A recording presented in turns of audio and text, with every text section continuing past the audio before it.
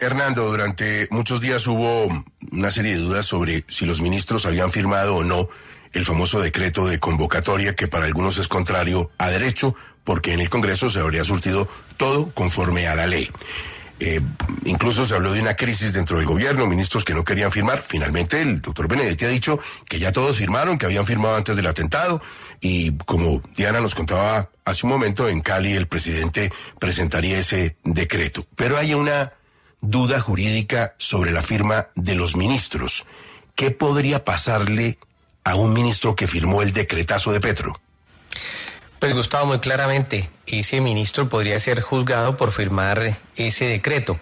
No lo va a exonerar la orden presidencial, no solamente suponemos dada verbalmente, sino también la conocida en su cuenta de X, en la que indicaba que ministro que no firmara el decreto presidencial se iba de inmediato.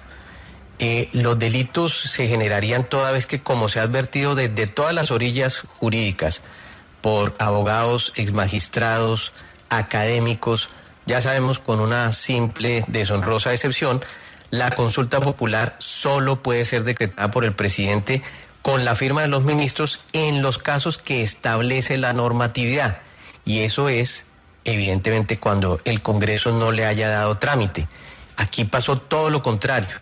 Como bien ya lo dijo el Consejo de Estado, el Congreso sí le dio trámite, se trata de un trámite concluido, como dicen esos mismos expertos, y así lo ratificamos, sí se votó y el acto del Congreso quedó formalmente en firme. Luego la firma de los ministros y de todo ministro en torno a ese decreto sería, Gustavo, irregular, y desde luego eso tiene unas consecuencias. Quebranta el Código Penal y la ley disciplinaria. Dentro del escenario penal cabrían, por ejemplo, delitos como eventualmente el de prevaricato y el de fraude procesal. Y para que nos quede solamente en el dicho de lo que ya hemos venido diciendo, esto lo ratifica un muy importante concepto que por fortuna tenemos a la mano. Y además, Gustavo, viene de la solidez jurídica del doctor Antonio José Lizarazo, que fue expresidente de la Corte Constitucional y expresidente del Consejo Nacional Electoral, es decir, bien entendido en ambas materias. Y en un documento clave, el doctor Lizarazo indica que es abiertamente inconstitucional la consulta popular tal y como la anuncia el gobierno. Pero además señala sobre ese punto que usted me indaga un aspecto fundamental.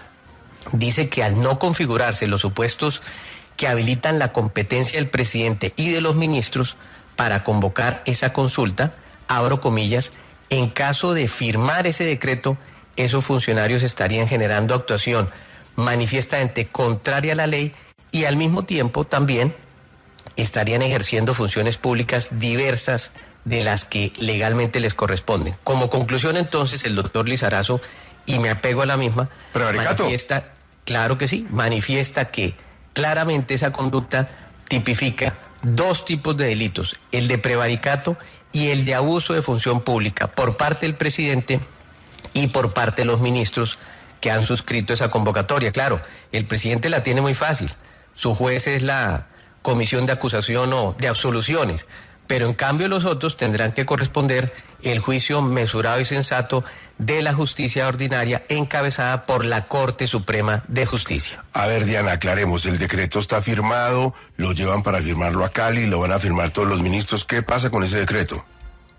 Mire, Gustavo, ayer todo fue un caos en presidencia por culpa de ese decreto. Ayer, en horas de la tarde, ¿cuál fue el hilo de esta historia? Primero, Roy Barreras anunció en su cuenta de X que el presidente frenaba la convocatoria a consulta popular hasta que el Congreso terminara el trámite de la reforma laboral. Sí. ¿Pero qué pasó?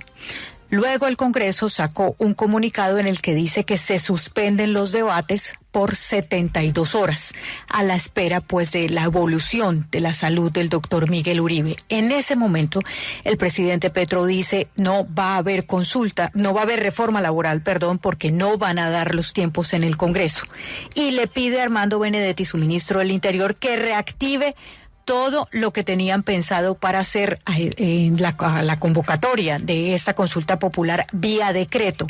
Comienzan entonces otra vez desde Secretaría Jurídica a pedir la firma de todos los ministros, porque pues el decreto ya no es el del sábado, sino será el que se presente mañana miércoles. Y mañana miércoles no van a estar todos los ministros. Hay algunos que tengo entendido no estarán, por ejemplo, en el país. Entonces no pueden aparecer firmando, pues porque claramente no van a estar presentes en ese acto. Se pide entonces la firma otra vez de todos los ministros que van a estar en el acto de mañana en Cali. Pero el gobierno no es los ministros que van a un acto, el gobierno es el presidente y todos los ministros. Hernando, ¿cómo así? Si unos no firman, es válido, pero con la excusa de que están fuera del país o de viaje.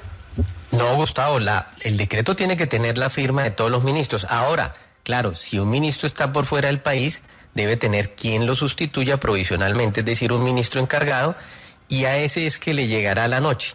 Pero obviamente tiene que estar específicamente firmado por todos los ministros del gabinete o quien represente a esos ministerios si hay alguien que está por fuera. Entiendo, por ejemplo, que el ministro de Trabajo estaba atendiendo unas invitaciones en Ginebra con relación a la Organización Internacional de Trabajo. Bueno, en ese caso, el viceministro seguramente encargado podría, obviamente, suscribir, si es que lo hizo, ese decretazo. Claro. Y bueno, y estar al pendiente a ese respecto. Mire, ejemplo clarísimo, es decir, sí firman todos los ministros, los que no están presentes firman por un ministro encargado. Lo hizo la